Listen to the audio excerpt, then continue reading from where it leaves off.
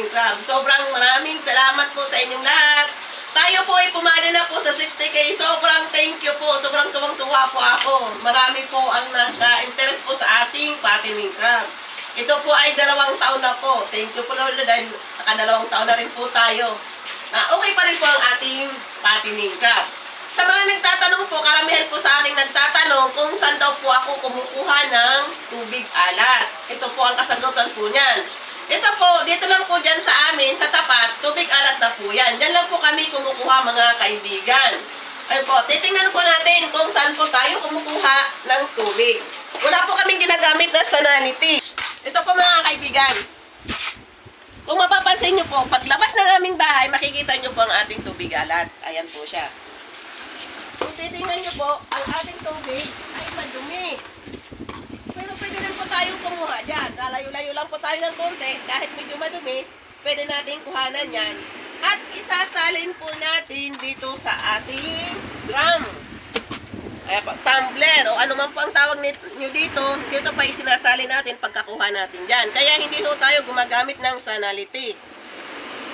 Ito po, pag nagdalawang araw po ito o 1 linggo, ayan na po siya, malinis na po siya.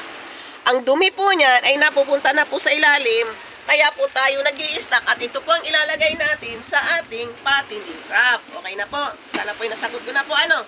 At doon naman po sa mga nagtatanong kung tayo daw po ba ay gumagamit ng asin. Yan po ay hindi ko po masasagot mga kaibigan. Kasi po, yan po ay hindi pa po natin nasubukan. Mahirap naman po nasasabihin kong, ay pwede, paano kung namatayin yung alimango? Di kasalanan ko.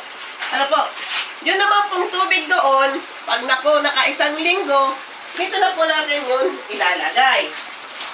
Ito naman po ang ating napakasimpleng filter mga kaibigan. Kasi nga po, tayo po ay nag-uumpisa pa lang. Hindi pa po tayo big time. Doon lang po tayo sa kaya natin, sa abot kaya ng presyo natin. Ano po?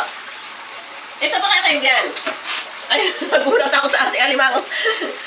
Lahat po ng hose na ito, yan, kung mapapansin nyo yan. Ayan, lahat ng hose na yan, babagsak po dito sa ilalim. Mayroon po tayo ditong PVC sa ilalim, mga kaibigan. Lahat po yan bumabagsak dito. At dito ang tapon sa ating filter. Ano po? Tapos ang ating filter ay meron ding tubo dito at papasok naman po dito sa ayan, sa ating hose o kaya water pump.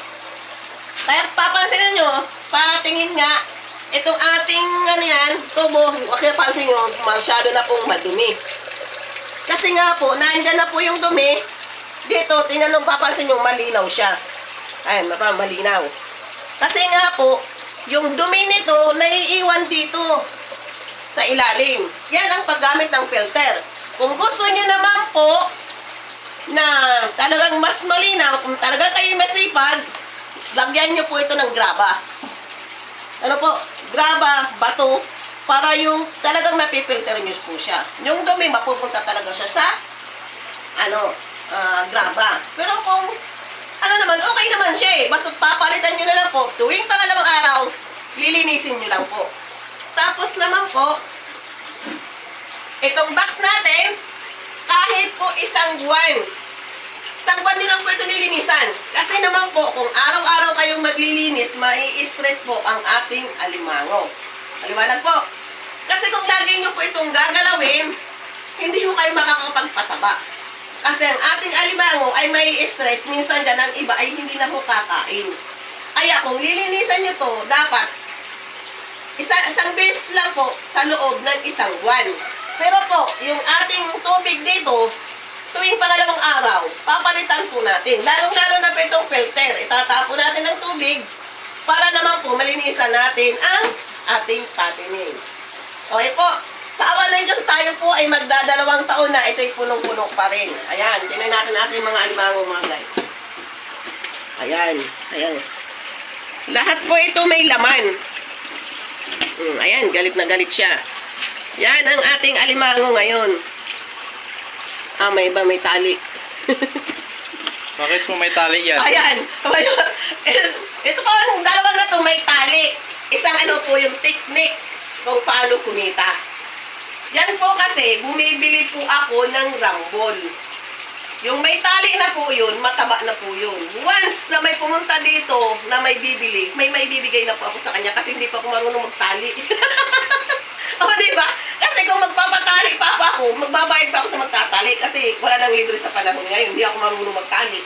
Kaya yung talagang mataba na nabibili ko, hindi ko na siya tinatanggalan ng tali. Ilalagay ko na siya dyan.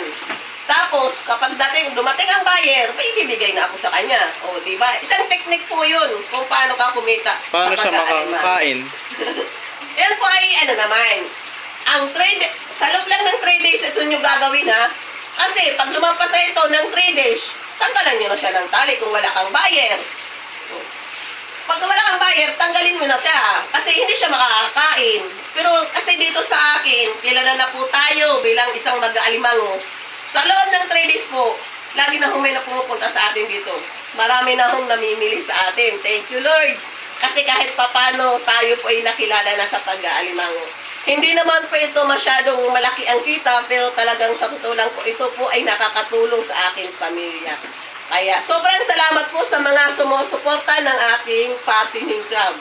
Kaya po, salamat ng maraming sa inyong lahat.